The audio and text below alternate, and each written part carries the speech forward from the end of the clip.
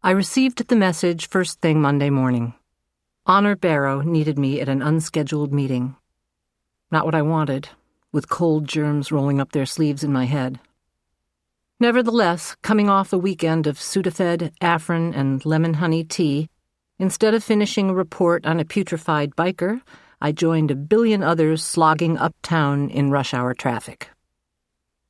By 7:45, I was parked at the back of the law enforcement center. The air was cool and smelled of sun-dried leaves, I assumed. My nose was so clogged I couldn't sniff out the difference between a tulip and a trash can. The Democrats had held their quadrennial soiree in Charlotte in 2012. Tens of thousands came to praise or protest and to nominate a candidate. The city had spent $50 million on security, and as a result, the ground floor of the law enforcement center, once an open lobby, now looked like the bridge of the Starship Enterprise. Circular wooden barrier, bulletproof glass, monitors displaying the building's every scar and pimple inside and out. After signing the register, I swiped my security card and rode to the second floor.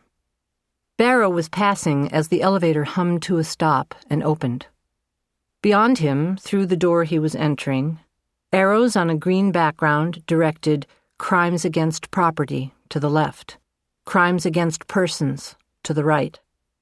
Above the arrows, the hornet's nest symbol of the Charlotte-Mecklenburg Police Department. "Thanks for coming in." Barrow barely broke stride.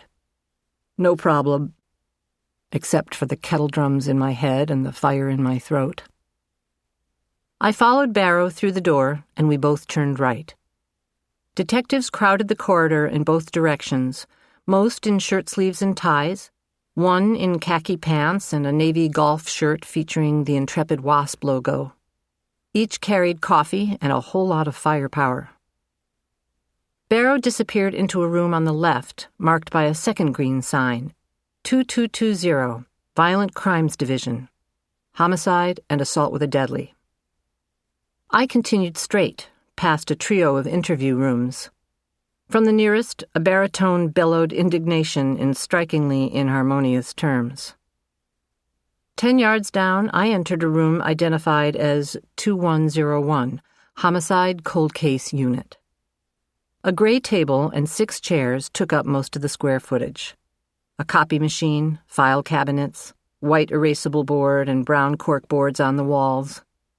In the rear, a low-rise divider set off a desk holding the usual phone, mug, withered plant, and overfilled in-and-out baskets. A window threw rectangles of sunlight across the blotter. Not a soul in sight. I glanced at the wall clock, 7:58. Seriously? Only I had arrived on time?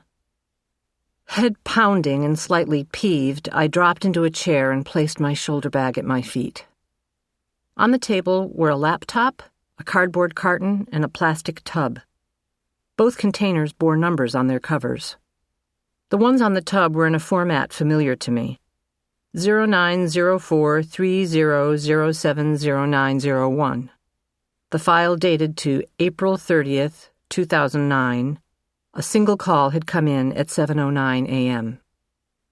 The numbering system on the carton was different. I assumed the case was from another jurisdiction. A bit of background. The Charlotte-Mecklenburg Police Department had roughly 500 unsolved murders dating back to 1970. Recognizing that this was a lot of bodies and a lot of folks waiting for justice, in 2003, the CMPD established a cold case unit. Honor Barrow, 20 years at the murder table, had run the CCU since its inception. The other full-timers included a police sergeant and an FBI agent.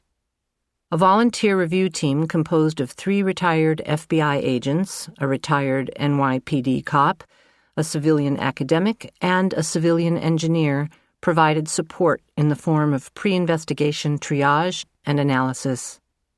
The cold case unit regulars gathered monthly. As a forensic anthropologist, I work with the not-so-recently dead. No secret why I was sometimes invited to the dance. but I usually got a heads up about why my presence was being requested. A query concerning a set of remains, a question about bones, trauma, or decomposition. Not this time. Impatient and curious why I'd been summoned, I drew the tub to me and pried off the lid. Inside were hundreds of pages separated by dividers. I knew the headings on each of the tabs: victimology, summary of the crime scene report, evidence property collected, analyzed, medical examiner's report, witnesses, related investigation, potential suspects, recommended follow-up. Lying across the files was a case review summary written by Claire Milani, a criminologist and colleague at the University of North Carolina at Charlotte. I flipped to the first section of her report and felt my neck muscles tense.